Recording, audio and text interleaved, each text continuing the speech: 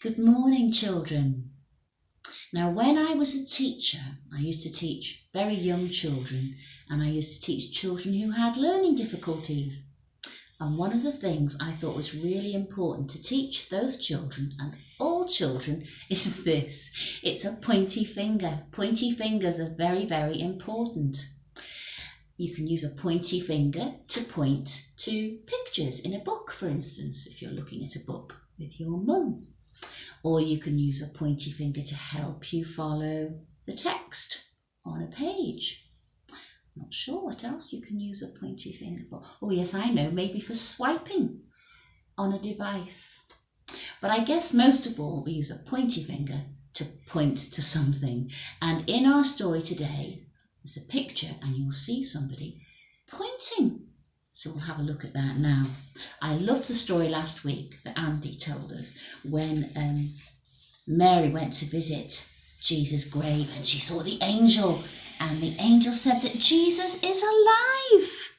That was a lovely story, wasn't it? So what happened next? Well,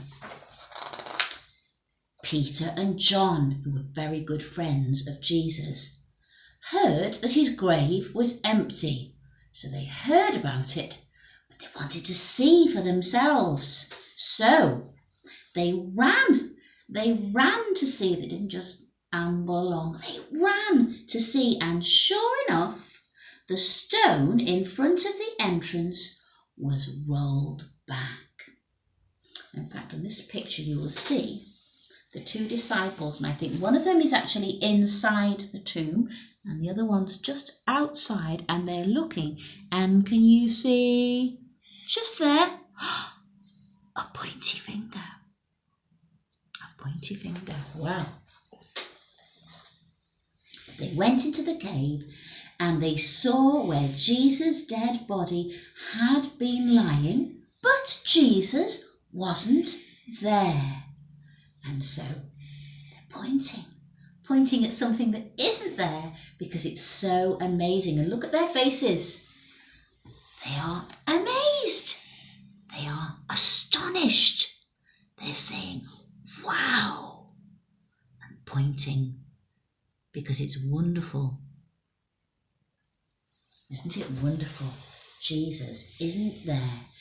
God had raised him from the dead. Isn't that wonderful, boys and girls? So my question to you today is, did Peter and John see Jesus' body?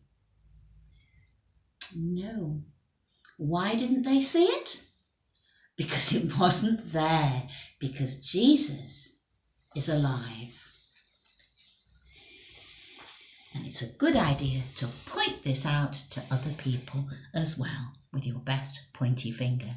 Thank you very much for listening. We're just going to say a little prayer. Hands together.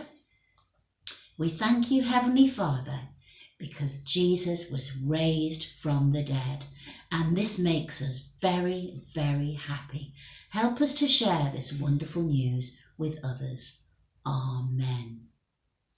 And now we're going to enjoy singing a lovely song together.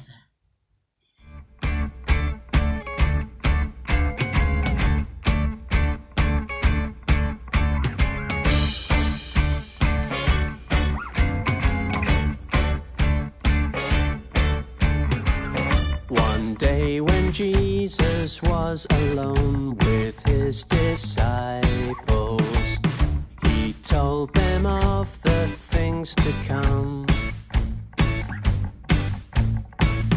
The Son of Man will die but rise up 3 days later. They didn't understand him. What did he say? It all made sense on that third day. Jesus, he has risen. Death is not the end.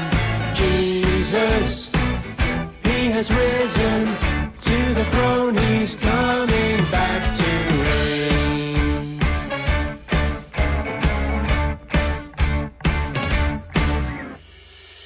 One day day they nailed Christ to a cross outside the city. They crucified him with 2 thieves. One asked, Lord, please remember me when in your kingdom all those who trust the Son have eternal life. Today with me in paradise. Jesus, he has risen, death is not the end. Jesus, he has risen, to the throne he's come.